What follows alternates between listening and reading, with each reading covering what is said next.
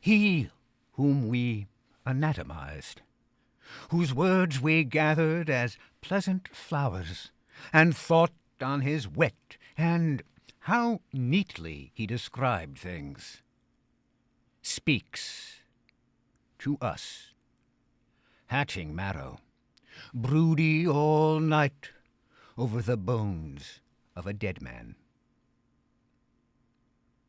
My tongue is a curve in the ear. Vision is lies. We saw it so, and it was not so. The emperor with the golden hands, the virgin in blue. A blazing parchment, Matthew Paris, his kings in blue and gold. It was not so. Scratched on black by God knows who, by God knows who. In the dark, in fetters, on bended elbows I supported my weak back, hollowing to muffled walls, blank again, unresonant. It was gone, is silent, is always silent. My sound box lacks sonority. Oh, but inaudible, I stammer to my ear. Naked speech, naked beggar, both blind and cold. Wrap it for my sake in paisley shawls and bright, soft fabric. Wrap it in curves and cover it with sleek, lank hair. What trumpets? What bright hands? Fetters. It was the emperor with magic in darkness. I unforewarned. The golden hands are not in Averroes. Eyes lie, and this swine's fare, bread and water, makes my head wooze. Have pity on me. To the right was darkness, and to the left, hardness. Below, hardness, darkness above. At the feet, darkness. At the head, partial hardness, with equal intervals without. To the left, moaning, and beyond, a scurry. In those days rode the good Lorraine whom English burned at Rouen, the day's bones, whitening in centuries' dust. Remember, imbeciles and wits, sots and ascetics, fair and foul, young girls with little tender tits, that death is written over all. Worn hides that scarcely clothe the soul, they are so rotten, old and thin, or firm and soft and warm and full. Fellmonger death gets every skin. All that is piteous, all that's fair, all that is fat and scant of breath, Elisha's baldness, Helen's hair, is death's collateral.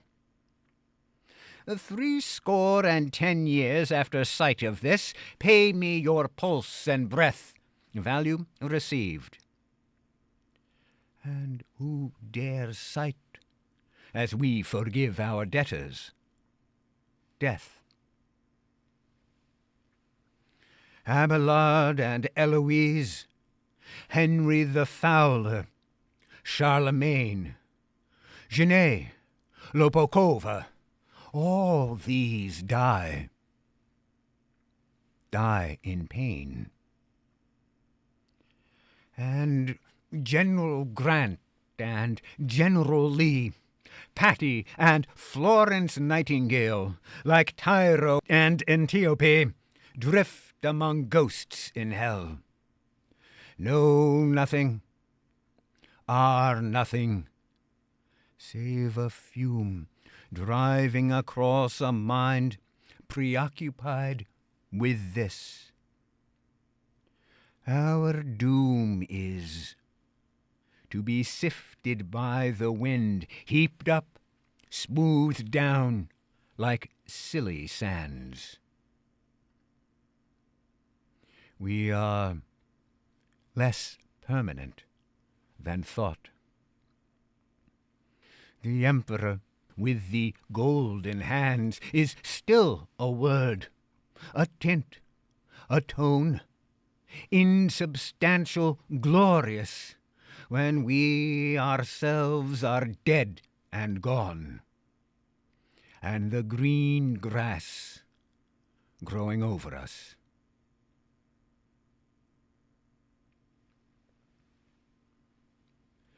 Let his days be few, and let his bishopric pass to another. For he fed me on carrion and on a dry crust, mouldy bread that his dogs had vomited. I, lying on my back in the dark place, in the grave, fettered to a post in the damp cellarage, wherein all we differ not. But they have swept the floor.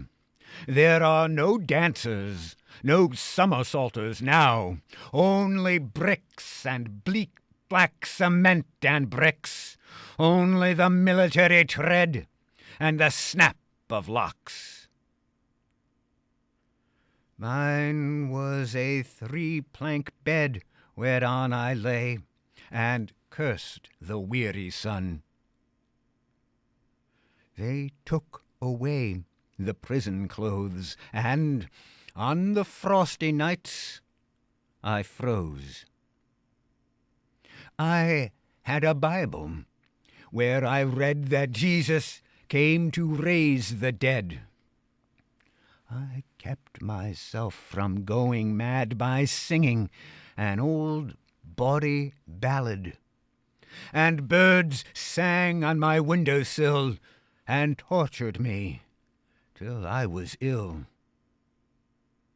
But Archipiada came to me and comforted my cold body, and Circe, excellent utterer of her mind, lay with me in that dungeon for a year, making a silk purse from an old sow's ear, till Ronsard put a thimble on her tongue.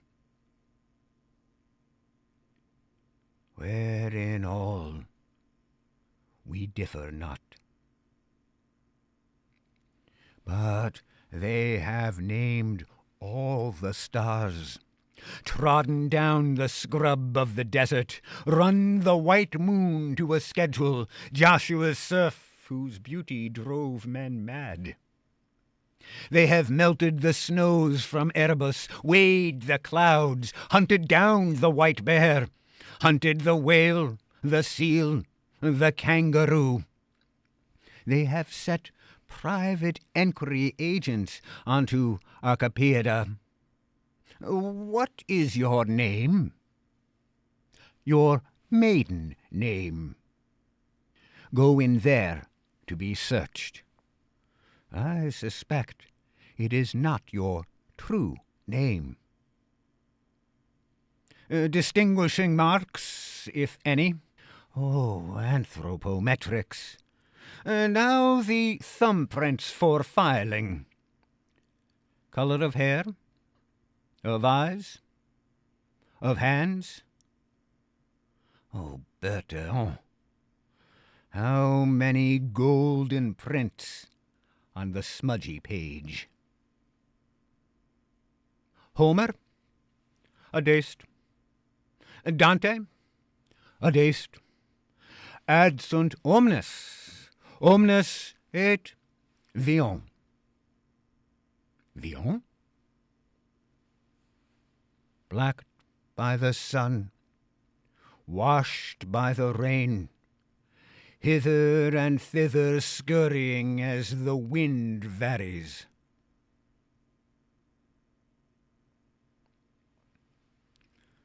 Under the olive trees, walking alone, on the green terraces, very seldom, over the sea, seldom, where it ravelled and spun blue tapestries, white and green grave clothes of men, Romans and modern men, and the men of the sea who have neither nation nor time. On the mountains seldom, the white mountains beyond, or the brown mountains between, and their drifting echoes in the clouds and over the sea. In shrines on their ridges, the goddess of the country, silver-plated in silk and embroidery, with offerings of pictures. Little ships and arms below me, the ports with naked breasts, shipless, spoiled, sacked, because of the beauty of Helen.